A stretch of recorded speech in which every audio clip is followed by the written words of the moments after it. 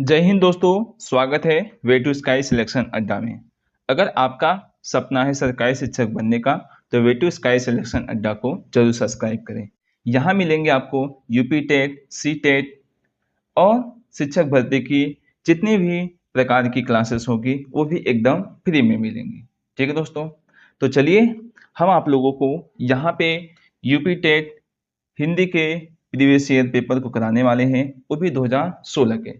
जितने भी प्रश्न हिंदी में आए थे आप लोगों के 2016 में, सभी प्रश्नों को हम यहाँ पे इंक्लूड किए हुए हैं। ठीक है दोस्तों, अगर आप लोगों को यूपी टेट में अच्छे नंबर लाने हैं तो आपको प्रीवियस ईयर क्वेश्चन को जरूर सॉल्व करने पड़ेंगे। ठीक है दोस्तों, अगर हमारी क्लासेस आप लोगों को अच्छी लगेगी, सफिशियंट होगी, हेल्पफुल होगी तो हमारे चैनल को सब्सक्राइब कर लीजिएगा और अपने दोस्तों के साथ जरूर शेयर कीजिएगा।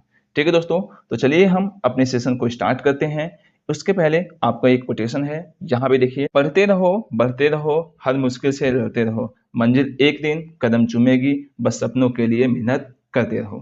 ठीक है दोस्तों, और जहाँ मेहनत है वहाँ सफलता जरूर मिलेगी। ठीक है, और यहाँ पे देखिए आपकी मंजिल यहीं पे है। ठीक है दोस्तों, बस लगातार आप मेहनत करते रहिए, अपने पे भरोसा रखिए। ठीक है, एक दिन आपको आपकी मंजिल जरूर मिलेगी। ठीक है दोस्तों, सपने, मेहनत और कामयाबी कैसे मिलेगी? डिसिप्लिन, फोकस, कंसिस्टेंसी और सक्सेस। ठीक है दोस्तों, इसी प्रकार से आपको आपकी सफलता मिलेगी। ठीक है दोस्तों, हार मत मानो क्योंकि जीत पक्की ही है। ठीक है, देखिए हर जगह आपके कोटेशन आपके एकदम बेहतरीन तरीके से दिख रहे हैं। तो चलिए हम अपने सेशन को स्टार्ट करते हैं। ठीक है दोस्तों, देखिए यहाँ पे आपका जो हिंदी का जो पहला क्वेश्चन है, यहाँ पे लिखा हुआ है, आप देख पाओगे यहाँ पे। ठीक है, भाषा शिक्षण पद्धति नहीं है। यहाँ से आपको पूछा है भाषा शिक्षण पद्धति नहीं है।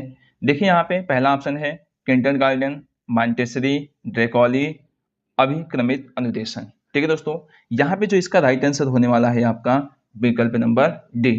ठीक है, अभिक्रमित अनुदेशन ही ये आपका भाषा शिक्षण पद्धति नहीं है। अच्छा, इसके जो प्रवर्तक हैं बीएफ स्कैनर हैं। ठीक है, बीएफ स्किनर जी हैं। ठीक है, यहाँ पे बच्चों को बताए हैं, इन्होंने कहा कि जो बच्चे होते हैं किसी भी अधिगम को सीखने के लिए इसके किसी भी पाठ को छोटे छोटे खंडों में बांटकर क्रमबद्ध तरीके से पढ़ाया जाता है। ठीक है दोस्तों, अब यहाँ पे आपको किंडरगार्टन पद्धति के बारे में थोड़ी सी जानकारी मिलनी चाहिए, क्योंकि देखो दोस्तों पेडागोजी में आपके ऐसे प्रश्न आपको देखने को जरूर मिल सकते हैं। ठीक, इसके जो प्रवर्तक हैं, किंडरगार्टन के प्रवर्तक हैं आपके फ्रोबेल महोदय हैं। ठीक है, फ्रोबेल महोदय हैं। ठीक, और मॉन्टेसरी पद्धति के जो प्रवर्तक हैं डॉक्टर मारिया मॉन्टेसरी जी हैं। ठीक है, मॉन्टेसरी जी हैं। ठीक है, यहाँ पे किंडरगार्टन में बताया गया है बच्चों का बगीचा। ठीक है, बच्चों का बगीचा। ठीक है, इसे बोला जाता है।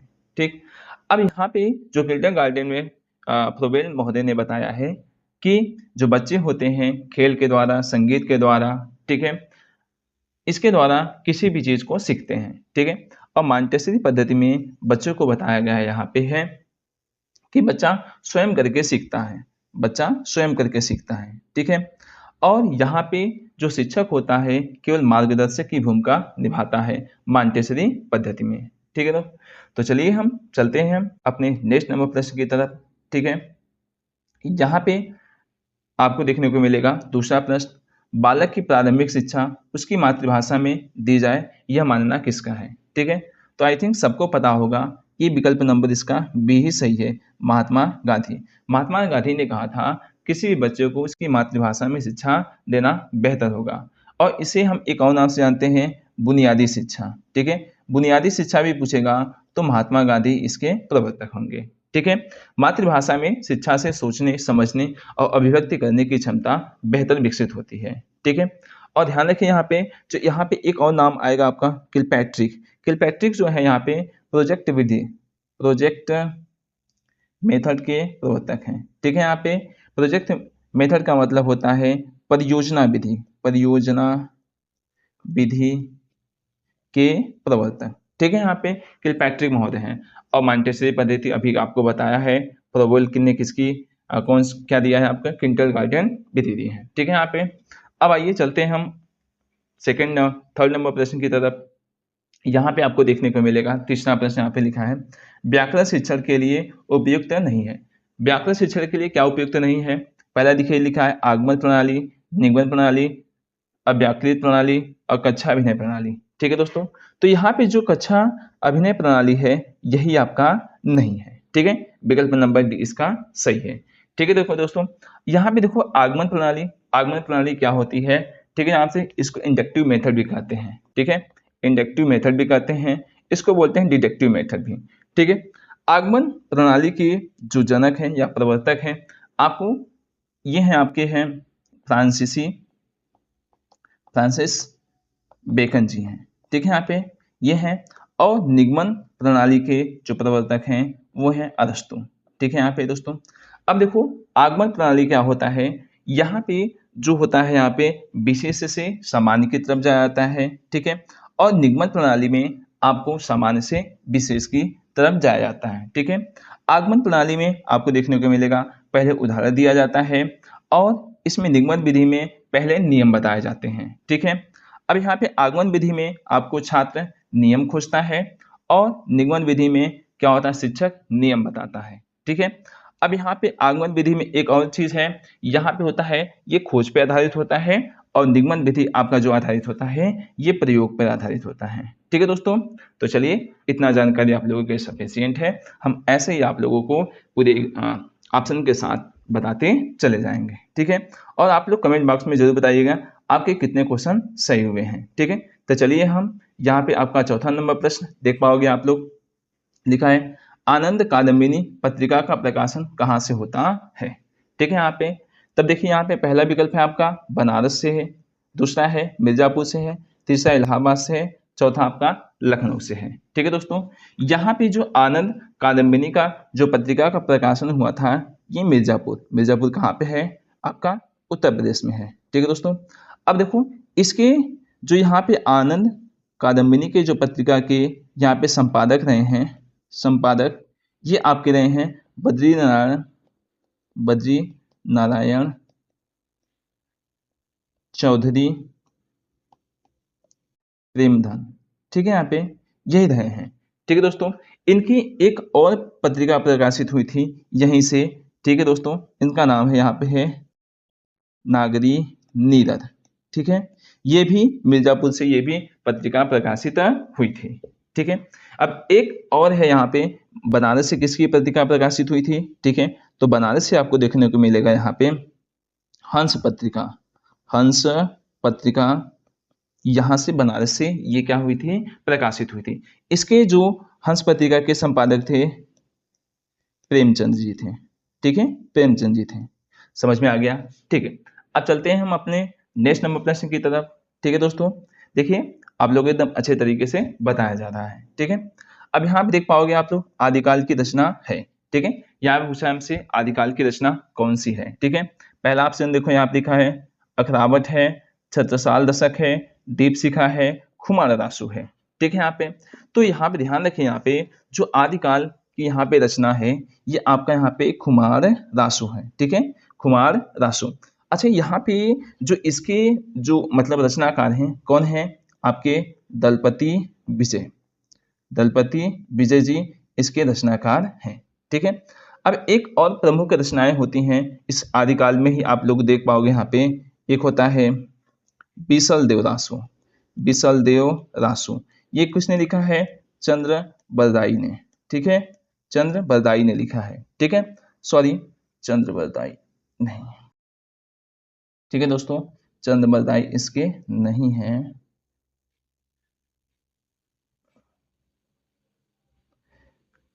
बीसल देव रासो के जो आपके रचनाकार यहाँ पे हैं नरपति नाल्हे जी हैं। ठीक है, और पृथ्वीराज रासो आपके हैं चंद्र बरदाई। ठीक है दोस्तों, और एक है परमाल रासो, इसको हम आल्हा खंड के नाम से भी जानते हैं, अच्छा, परमाल रासो के जो इसके आपके जनक है, रचयिता है। ठीक है, यहाँ पे आपके कौन है, यहाँ पे जगनीक जी हैं। ठीक है, जगनीक जी।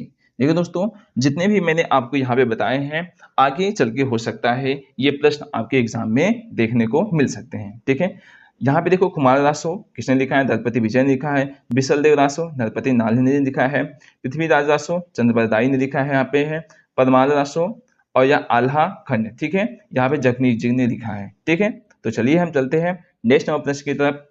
आप यहाँ पे नेक्स्ट प्रश्न देख पाओगे, यहाँ पे लिखा है 6वां नंबर, हिंदी गद्य लिखा है, हिंदी गद्य शिक्षण की 5 योजना में उद्देश्य कथन आता है। ठीक है दोस्तों, लिखा है यहाँ पे पूर्व ज्ञान है, प्रस्तावना प्रश्न के पश्चात है, आदर्श वाचन के पश्चात है, मौन वाचन के पश्चात है। ठीक है, यहाँ पे या पहले है। तो ध्यान रखिए यहाँ पे जो इसका यहाँ पे राइट आंसर होने वाला है विकल्प नंबर बी, प्रस्तावना प्रश्न के पश्चात। इसमें क्या होता है, इसमें शिक्षक बताता है कि पाठ पढ़ाने के बाद विद्यार्थी में कौन कौन से ज्ञान कौशल अभिव्यक्ति का विकास हुआ है। ठीक है दोस्तों, तो इसका जो राइट आंसर होगा आपका विकल्प नंबर बी सही होगा। ठीक है, तो चलिए हम चलते हैं हम 7वें नंबर प्रश्न की तरफ। यहाँ पे आप 7वें नंबर प्रश्न जब अब देख पाओगे, यहाँ पे लिखा हुआ है, शब्द का अर्थ स्पष्ट करने हेतु कौन सा तरीका सर्वाधिक उपयुक्त है। ठीक है, यहाँ पे शब्दों का अर्थ स्पष्ट करने के लिए सबसे बेहतर तरीका कौन सा हो सकता है, वाक्यों का प्रयोग करके, व्याख्यान करके, भ्रमण करके, चित्र का निर्माण करके। तो देखिए दोस्तों, यहाँ पे सबसे जो बेहतर होगा यहाँ पे है वाक्य का प्रयोग करके ही इसका एकदम बढ़िया आंसर होगा। ठीक है दोस्तों, तो चलिए हम चलते हैं यहाँ पे अब अगले नंबर प्रश्न की तरफ चलते हैं। देखिए सब प्रश्न आपके पेडागोजी के हैं। ठीक है, अब देखिए यहाँ पे 8वां नंबर प्रश्न आपको देखने को मिलेगा, निरामिष किसे कहते हैं। क्या पहला लिखा है, मांस रहित भोजन, मोक्ष का इच्छुक, रात्रि में विचरण करने वाला, मृत्यु का इच्छुक। ठीक है दोस्तों, जो निरामिष का मतलब होता है मांस रहित भोजन, तो विकल्प नंबर ए आपका सही हो जाएगा। ठीक है, अब देखो यहाँ पे एक होता है रात में विचरण करने वाला, इसको हम बोलते हैं निशाचर। क्या बोलते हैं, निशाचर भी बोलते हैं। ठीक है, अब यहाँ पे अब एक होता है, यहाँ पे देखो लिखा है मोक्ष का इच्छुक, इसे हम बोलते हैं मुमुक्षु। ठीक है, इसे बोलते हैं। ठीक है दोस्तों, तो चलिए अब चलते हैं हम अपने नेक्स्ट नंबर प्रश्न की तरफ। ठीक है, यहाँ पे देखिए नेक्स्ट नंबर प्रश्न लिखा हुआ है, राष्ट्रवादी कवि रामधारी सिंह दिनकर को उर्वशी के लिए ज्ञानपीठ पुरस्कार किस वर्ष प्रदान किया गया है। ठीक है दोस्तों, देखो दोस्तों, जितने भी प्रश्न यहाँ पे आपको प्रीवियस से देखने को मिलते हैं, हो सकता है आपके आने वाले एग्जाम में भी देखने को मिल सकते हैं। ठीक है, अब देखिए यहाँ पे इसका जो राइट आंसर होगा, देखिए क्या होने वाला है यहाँ पे विकल्प नंबर ए देखिएगा, लिखा 1971 में, 1972 में, 1973 में, 1974 में। तो इसका जो राइट आंसर होगा यहाँ पे विकल्प नंबर बी 1972 में इनको ज्ञानपीठ पुरस्कार मिला था। किसके लिए मिला था, यहाँ पे उर्वशी के लिए। ठीक है, यहाँ पे अच्छा, इनको हम रामधारी सिंह दिनकर को हम क्या बोलते हैं, राष्ट्र कवि के नाम से भी जानते हैं। ठीक है, यहाँ पे अच्छा, यहाँ पे रामधारी सिंह दिनकर की और प्रमुख कृतियां हैं जो आपको इस प्रकार देखने को मिल सकती हैं। देखो, एक होता है हुंकार। ठीक है, हुंकार भी इनकी ही प्रमुख है। और रेणुका है, रेणुका है यहाँ पे परशुराम, परशुराम की प्रतीक्षा। ठीक है, परशुराम की प्रतीक्षा।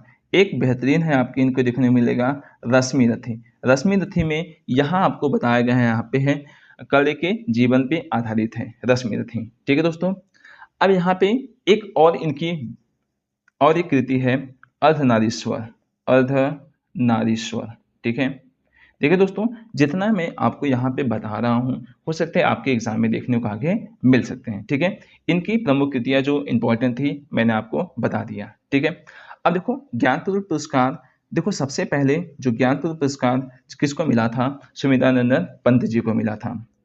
सुमित्रा नंद पंत को मिला था। ठीक है, अब कब कितने सन में मिला था, 1968 में इनको सबसे पहले हिंदी में सबसे पहले जो ज्ञानपीठ पुरस्कार मिला था यहाँ पे सुमित्रानंदन पंत जी को मिला था 1968 में। ठीक है, किसके लिए मिला था, यहाँ पे चिदम्बरा। ठीक है, चिदम्बरा के लिए।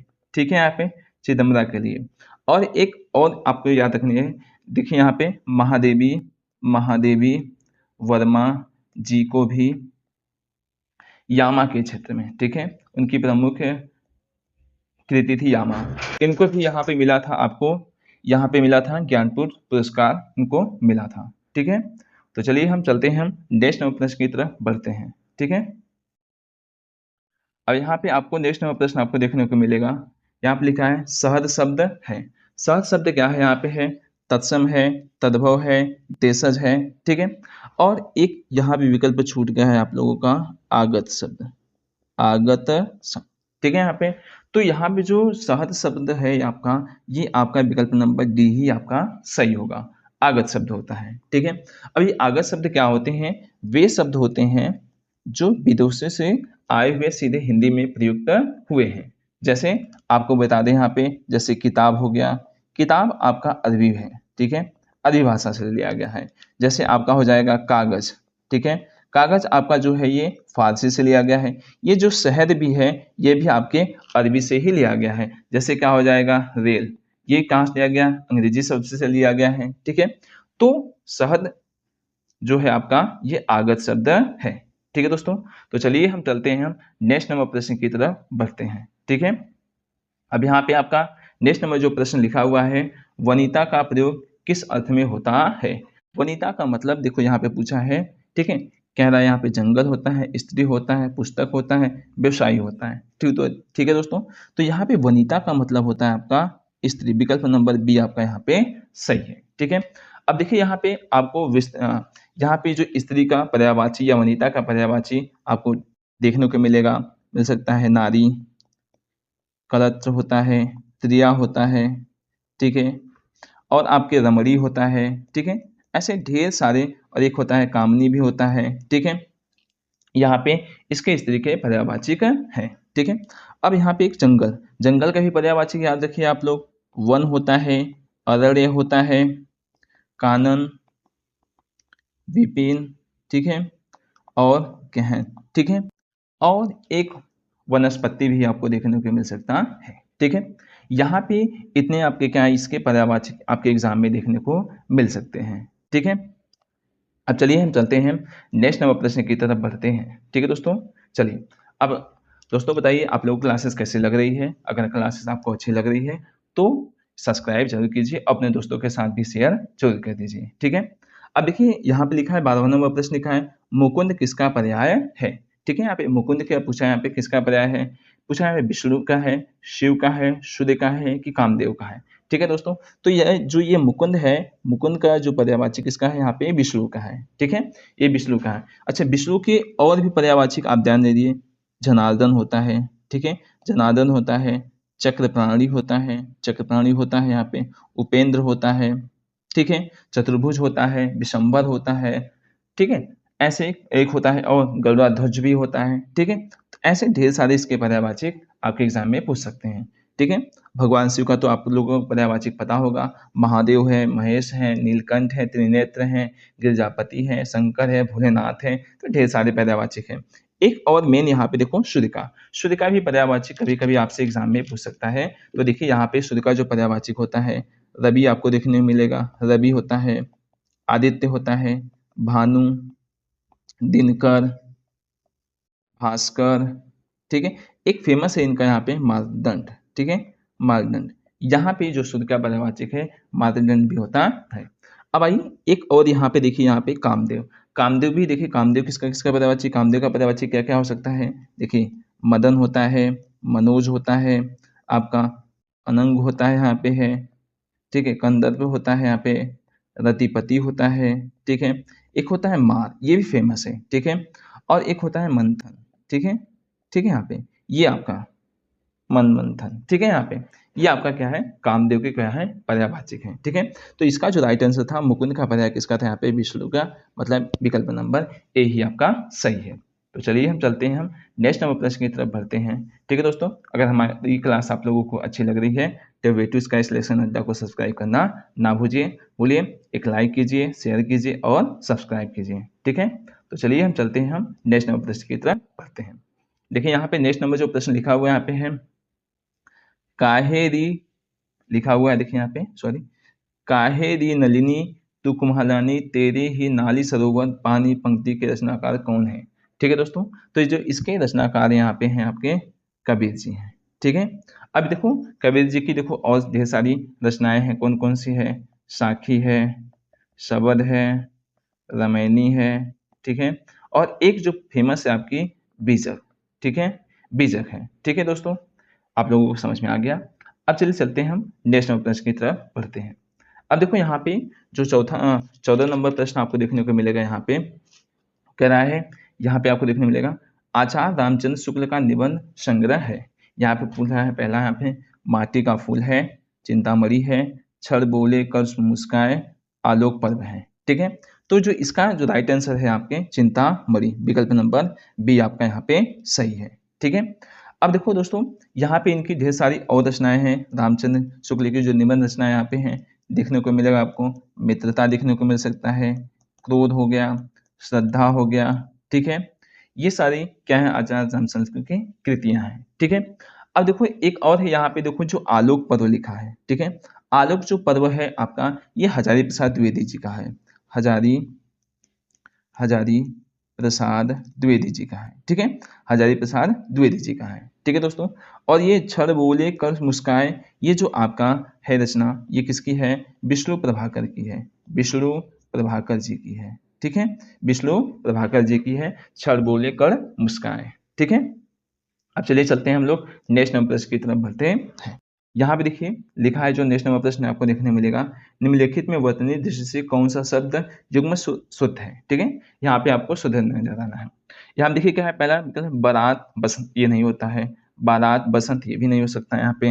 अब देखो कौन सा हो सकता है यहाँ पे, देखो बारात और क्या होता है, वसंत होता है, बारात और क्या होता है यहाँ पे, वसंत, यही आपका राइट आंसर है। ठीक है, विकल्प नंबर आपका सी।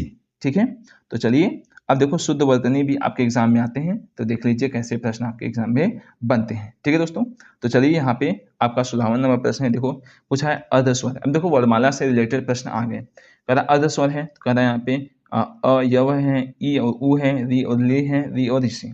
ठीक है, यहाँ पे तो यहाँ पे जो आपको जो अर्धस्वर है आपके विकल्प नंबर ए ही आपका सही है। देखिए जो यहाँ पे अ का निर्माण जो हुआ है, यहाँ पे अ और ई के मिलने से य का निर्माण हुआ है। ठीक है, और अ और उ के मिलने से आपका व का निर्माण हुआ है। ठीक है, तो यही आपके क्या होता है यहाँ पे अर्ध स्वर है। ठीक है दोस्तों, तो चलिए हम चलते हैं नेक्स्ट नंबर प्रश्न की तरफ बढ़ते हैं।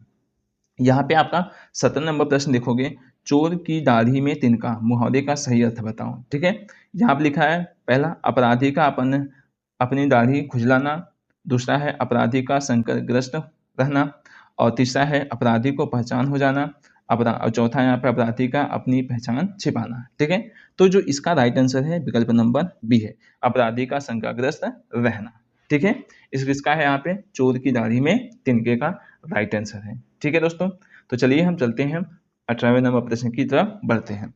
तो देखिए यहाँ पे जो आपका 18वां नंबर प्रश्न है, एक बार कही बात को दोहराते रहना, एक बार कई मतलब कि कई बार दोहराते रहना, वाक्यांशों के लिए एक शब्द है। ठीक है, यहाँ पे आपका यहाँ पे लिखा है पहला नंबर आगार, दूसरा लिखा है प्राकथन, तीसरा लिखा है पृष्ठ पेषण, चौथा लिखा है प्रस्तावना। तो इसका जो राइट आंसर है विकल्प नंबर सी, पृष्ठ पेषण ही है। ठीक है, तो चलिए हम चलते हैं अगले नेक्स्ट नंबर प्रश्न की तरफ बढ़ते हैं। ठीक है, यहाँ पे देखिए 19 नंबर जो प्रश्न लिखा है, बुद्धिहीन शब्द व्याकरण की दृष्टि से किस वर्ग में है। ठीक है, कहना संज्ञा है, सर्वनाम है, विशेषण है, क्रिया है। तो जो बुद्धिहीन है आपका यहाँ पे है आपका ये विशेषण है। ठीक है, बुद्धि की हीनता का भाव यहाँ पे स्पष्ट हो रहा है।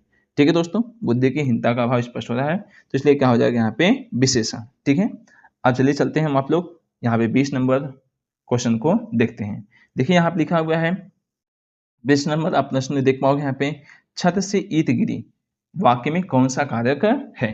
पहला देखो यहाँ पे लिखा है अपादान कारक है, संबंध कारक है, अधिकरण कारक है, संप्रदान कारक। देखो जब कोई चीज किसी से अलग होता है तो वहां पे आपका अपादान कारक होता है, तो विकल्प नंबर इसका ए आपका सही हो जाएगा।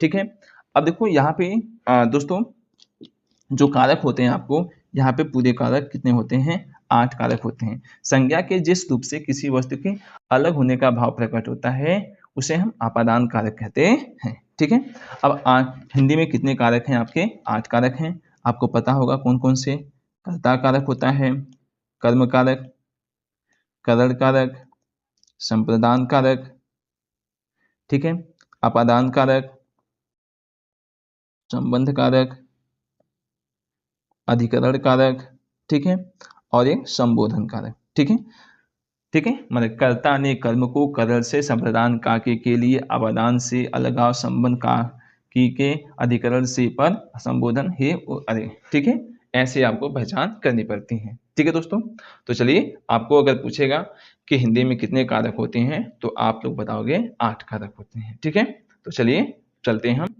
21 नंबर प्रश्न की तरफ बढ़ते हैं। देखो यहाँ पे 21 नंबर जो प्रश्न आपका लिखा है महोदमी का संधि विच्छेद है। ठीक है, महोदमी का संधि विच्छेद है। तो देखिए आप लिखा है महधन उद्यमी, ये नहीं है, महाधन उद्यमी, ये भी नहीं है, महाधन उद्यमी, यही आपका राइट आंसर है। ठीक है, अब यहाँ से देखो दोस्तों, ये जो महोदमी है ये आपका गुण संधि है, गुण संधि। ठीक है दोस्तों, यहाँ पे जो देखोगे आप आ प्लस उ मिलकर के आपका उ का निर्माण करेगा। ठीक है, तो यहाँ पे क्या हो जाएगा, आपका गुण संधि यहाँ पे हो जाएगा। ठीक है, अब चलिए चलते हैं हम लोग अब नेक्स्ट नंबर प्रश्न की तरफ बढ़ते हैं। ठीक है, 21 नंबर प्रश्न आप देख पाओगे यहाँ पे, मतलब 22 नंबर यहाँ पे देखो, समष्टि का विपरीत शब्द है। समष्टि का विपरीत शब्द क्या है? ठीक है, समष्टि का जो विपरीत शब्द होता है व्यष्टि होता है। ठीक है, समष्टि का मतलब होता है आपका सब मिलकर या समूह में, और व्यष्टि का मतलब अलग अलग करना। ठीक है, एक एक को अलग अलग करना। ठीक है दोस्तों, अब देखो यहाँ पे आपसे पूछ सकता है अशिष्ट। ठीक है, अशिष्ट, और इसका जो क्या होता है यहाँ पे विपरीत होता है आपका शिष्ट होता है। शिष्ट, शिष्ट का मतलब होता है सभ्य। ठीक है, अशिष्ट का मतलब होता है असभ्य को सकते हो। ठीक है, अब चलिए चलते हैं हम आप लोग यहाँ पे नेक्स्ट नंबर प्रश्न की तरफ बढ़ते हैं। आप देख पाओगे यहाँ पे नेक्स्ट नंबर, करपट का तद्भव रूप है। तो करपट का तद्भव रूप क्या है यहाँ पे? कपट है नहीं, कारपेट है नहीं, कपूर है नहीं, कपड़ा, हाँ कपड़ा यहाँ पे राइट आंसर आपका होने वाला है। ठीक है, यहाँ पे क्या हो जाएगा, करपट का तद्भव रूप क्या हो जाएगा, आपका कपड़ा हो जाएगा। ठीक है, चलिए अब उसी प्रकार से क्या होता है, कपूर का जो तत्सम रूप होता है, इसका जो तत्सम रूप होगा, ठीक है, कर्पूर होता है। ठीक है दोस्तों, अब चलिए चलते हैं हम नेक्स्ट नंबर प्रश्न की तरफ बढ़ते हैं। दोस्तों आप लोगों को क्लासेस कैसी लग रही है जरूर बताइए, अपने दोस्तों के साथ ये क्लास जल्दी से शेयर कर दीजिए। ठीक है, अब देखिए यहाँ पे 24 नंबर जो प्रश्न आपका लिखा हुआ है यहाँ पे है, रमणी में कौन सा प्रत्यय है। ठीक है, रमणी में कौन सा प्रत्यय है? पहला देखो यहाँ पे लिखा है अनीय, ईय, रम, रीय। ठीक है, यहाँ पे तो जो इसका विकल्प नंबर ए ही आपका यहाँ पे सही है, अनी है। ठीक है, लास्ट में जो जुड़ता है वो आपका क्या बोलते हैं, प्रत्यय कहलाता है। ठीक है, शब्द के लास्ट में। अब चलिए चलते हैं हम नेक्स्ट नंबर प्रश्न की तरफ बढ़ते हैं। यहाँ पे आपको देखने को मिलेगा 25 नंबर, बोरव सबे रघुवंश कुठार की धार में बारनबाजी, सतंगी बाण की वायु उड़ाए के लक्षण लक्ष्य करो, और यहाँ समरथ ही, इन वाक्य में पंक्ति में कौन सा रस है? ठीक है दोस्तों, तो यहाँ पे आपको जो इसमें रस देखने को मिलेगा आप लोगों को, ठीक है दोस्तों, यहाँ पे आपका रौद्र रस देखने को मिलेगा। ठीक है, अब देखो रस क्या होता है पहले समझ लीजिए, रस क्या होता है यहाँ पे, इसको देखो पहचान करके आपको बताना पड़ेगा। ठीक है, यहाँ पे जो रस होता है आप लोगों को काव्य में पढ़ने वाले सुनने या जो आनंद हमको मिलता है उसे हम क्या बोलते हैं, रस।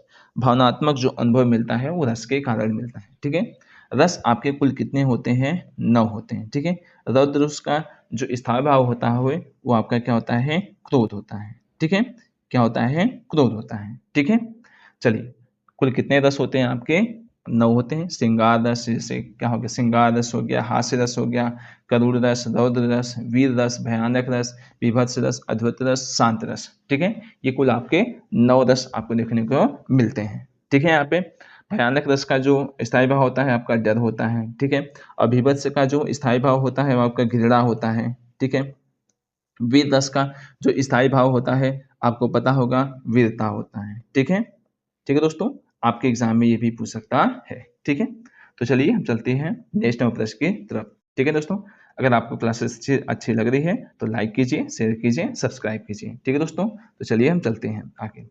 यहाँ आप देखिए लिखा है 26 नंबर, श्री गुरु चरण सरोजन निज मन मुकुर सुधारी, वर्णव रघुवर विमल जस जो दायक फल चारे। इसमें पूछा है आपका छंद कौन सा है। ठीक है, दोहा है कि सोचा है कि दूल्हा है कि बरमे है। ठीक है, तो इसमें जो आपका ये राइट आंसर है विकल्प नंबर ए आपका क्या है, यहाँ पे है दोहा है। ठीक है, क्योंकि इसके प्रथम और तृतीय चरण में आपके 13 मात्राएं होनी चाहिए। ठीक है, आप इसको मात्राएं गिनोगे 13 मात्राएं होंगी, और द्वितीय और चतुर्थ चरण में आपकी 11 मात्राएं होती हैं। ठीक है। उसी प्रकार सोरठा में आपके 2 चरण होते हैं, प्रत्येक चरण में 12-12 मात्राएं होती हैं, ठीक है। प्रत्येक चरण में 12-12 मात्राएं होती हैं, ठीक है। और इसमें कितने चरण होते हैं आपके? 2 चरण देखने को मिलते हैं, ठीक। अब चलिए चलते हैं हम आप लोगों को यहाँ पे 27 नंबर प्रश्न बताते हैं। देखिए यहाँ पे 27 नंबर प्रश्न क्या लिखा हुआ है, लिखा है देखिए यहाँ पे वाक्य शुद्ध है। क्या लिखा है यहाँ पे है? वाक्य आपका शुद्ध है, ठीक है। यहाँ पे पहला क्या है? मोहन और गीता गा रही हैं, ठीक है, गलत है यहाँ पे है, ठीक है। गीता और मोहन गा रहा है, गलत है। मोहन और गीता गा रहे हैं, यही आपका सही हो जाएगा। विकल्प नंबर सी आपका सही है, ठीक है। तो चलिए हम चलते हैं, हम 28 नंबर प्रश्न की तरफ बढ़ते हैं। अब देखो 28 नंबर प्रश्न आपको देखने को मिलेगा, इन शब्दों में कौन सा शब्द हिंदी शब्दकोश में सबसे अंत में आएगा, ठीक है। तो जो आपका सबसे अंत में आएगा यही विकल्प नंबर बी, क्रम ही आपका आएगा, ठीक है। तो चलिए चलते हैं हम 29 नंबर प्रश्न की तरफ बढ़ते हैं। देखिए 29 नंबर लिखा है चराचरम में कौन सा समास है, ठीक है। अब देखो यहाँ पे जो समास की बात किया जाएगा, यहाँ पे आपको नजर आएगा क्या है? पहला विकल्प तत्पुरुष समास है, द्वंद्व समास है, बहुब्रीहि समास है, कर्मधारय समास है, ठीक है। तो इसका जो चरम का जो क्या यहाँ पे समास है आपका, यहाँ पे है आपका द्वंद्व समास है, ठीक है। यहाँ पे आपको बताया गया है चराचरम, ठीक है। यहाँ पे अब देखो यहाँ पे चराचरम द्वंद्व जो समास होता है, यहाँ पे इस समास में दोनों पद प्रधान होते हैं, दोनों के बीच में का और कार का लोप होता है, ठीक है। और का लोप होता है, ठीक है। अब देखो लेकिन जो आयोग है इसका आंसर यहाँ पे कर्मधारय समास लगाया है, लेकिन आपका ये आंसर गलत होगा। तो इसका राइट आंसर होगा विकल्प नंबर बी आपका सही है। इसमें दो विपरीत शब्द जुड़कर एक शब्द बना लेते हैं, ठीक है। जैसे आप लोगों का हो सकता है जय पराजय, ठीक है, जय और पराजय, ठीक है। जैसे आपको देखने को मिलेगा जय पराजय, ठीक है, जय और पराजय। तो यहाँ पे दिया जाएगा जय और पराजय, ठीक है, एक दूसरे के विपरीत भी है, ठीक है। ऐसे ही हम इसको द्वंद्व समास को पहचान सकते हैं, ठीक। चलिए हम चलते हैं, लास्ट नंबर 30 नंबर प्रश्न आपको दिखाते हैं, ठीक है। लिखा है 30 नंबर, अभ्यागत शब्द में कौन सा उपसर्ग है? अ है, अभ्य है, अभि है, अभ्य है, ठीक है। तो इसमें ध्यान रखिए यहाँ पे अभ्यागत में जो आपका उपसर्ग है अभि है, ठीक है। विकल्प नंबर यहाँ पे सी आपका सही है, ठीक है दोस्तों। आप लोगों को ये क्लासेस कैसे लगी कमेंट बॉक्स में जरूर बताइए, ठीक है दोस्तों। और वे टू स्काई सिलेक्शन अड्डा को जरूर सब्सक्राइब कीजिए और अपने दोस्तों के साथ जरूर शेयर कीजिए, ठीक है दोस्तों। वीडियो देखने के लिए आप सबका बहुत बहुत धन्यवाद।